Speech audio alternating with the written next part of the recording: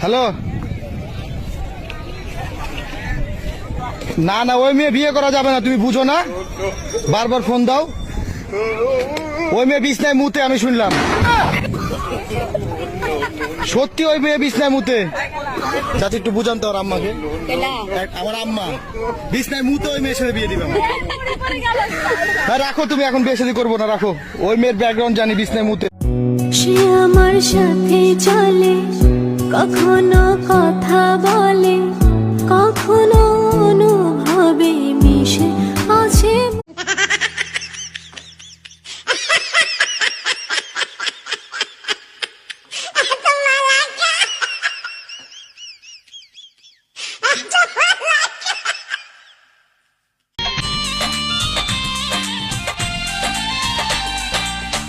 কোন সুখের জন্য